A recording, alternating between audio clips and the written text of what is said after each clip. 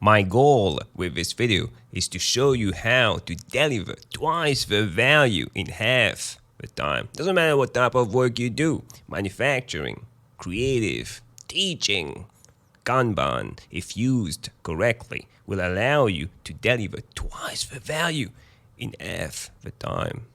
Guaranteed. We have a lot to cover here and I want to make this video as short and concise as possible. So let's dive in. First off, central to the definition of Kanban is the concept of flow. In short, flow is the movement of potential value through a system, as most workflows exist to optimize value. The strategy of Kanban is to optimize value by optimizing flow. Value optimization can be achieved by respecting three elements. First, an effective workflow is one that delivers what customers want, when they want it. Basically, what they want, when they want it. That's value. An efficient workflow allocates available resources as optimally as possible to deliver value. Number three, a more predictable workflow means to be able to accurately forecast value delivery with a certain degree of uncertainty. Kanban practices and measures are immutable. You can cherry pick some practices, some measures that you like and only use them.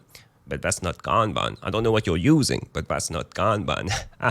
To get all the benefits of Kanban, you need to use all the practices, all the measures I'm going to cover in this video. At a minimum, let's start with the practices. There's three. First, defining and visualizing the workflow. Second, actively managing items in the workflow. And third, improving the workflow. The first principle is defining and visualizing the workflow. This is where we define the workflow with a team and create this Kanban board, this sexy Kanban board. But first, prior to optimizing flow, we need to define what flow means in your context.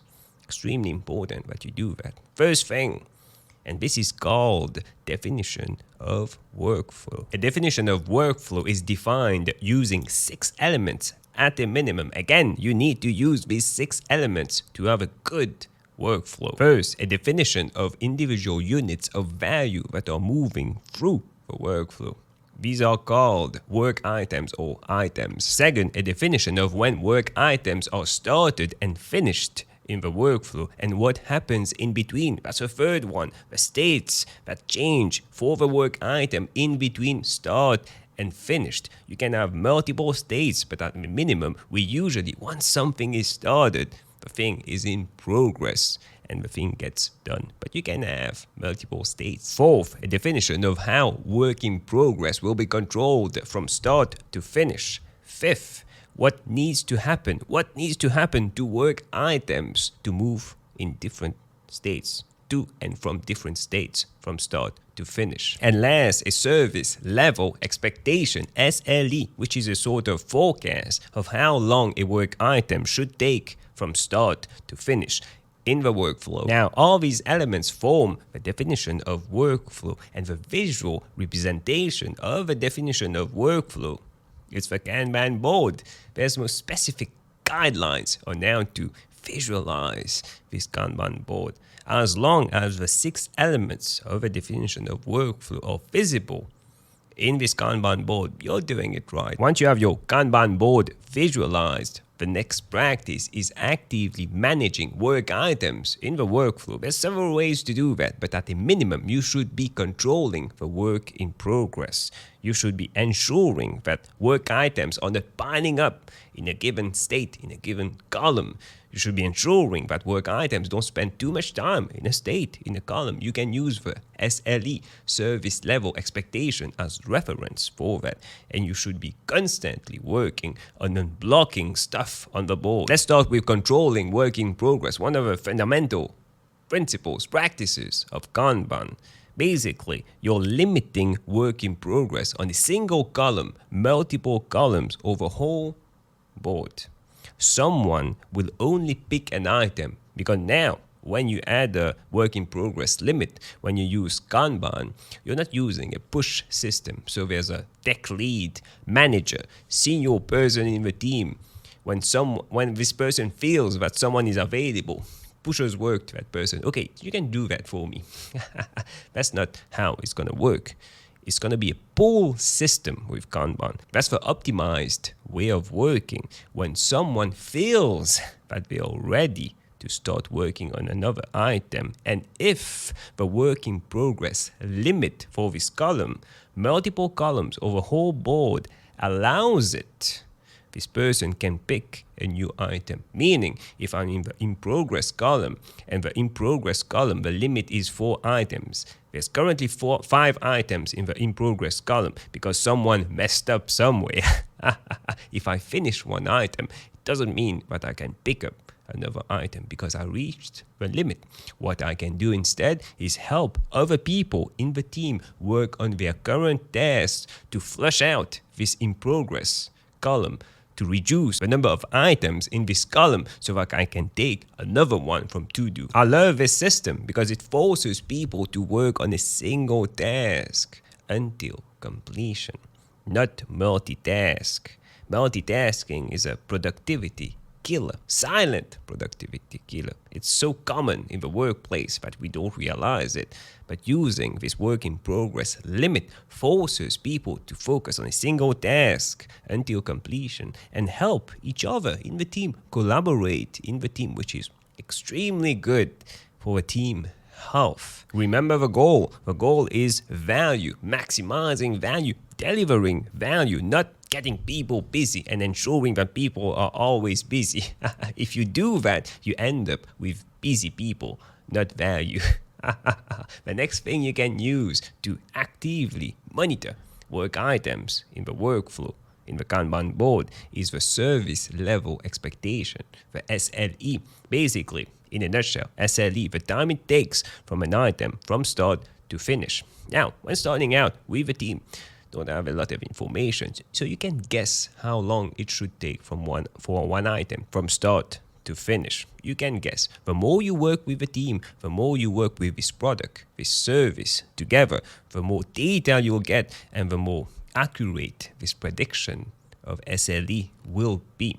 SLE should look like something like 90%, 85% of work items that we work on should be completed in 8 days. That's a good SLE. Next is working with metrics, improving the workflow. The sexy part of Kanban. The application of Kanban requires, at a minimum, the collection and analysis of four flow measures. Number 1, work in progress limit, the number of items currently started but not finished. Number 2, throughput, the number of items the team can complete in a given time. The team can complete 7 items in 1 week. Number 3, work item age, the number of time an item stayed in the current state, in the current column. Basically, we take the start time and we use the current time to know this. If you look at the board, you'll usually see that one item is in progress for 5 days. We already know that. Maybe there's something wrong with that, and we can start asking questions to the team. Does this person need help moving this item? And the last one is the cycle time.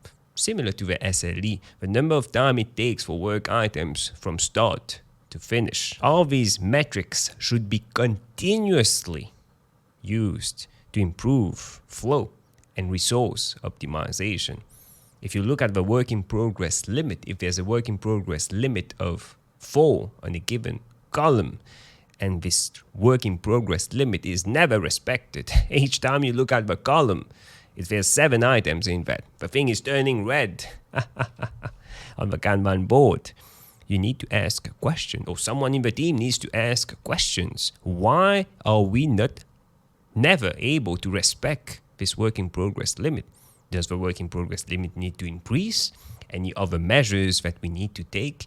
Maybe there's blockers, maybe there's impediments. Ask questions. These metrics are exactly there for you to ask questions. Maybe some work items are piling up in a given column, out of control compared to other columns. Ask the team why. Maybe there's an impediment, a blocker there, and you need to identify that. That's why the Kanban board is visual, to see these problems in flow.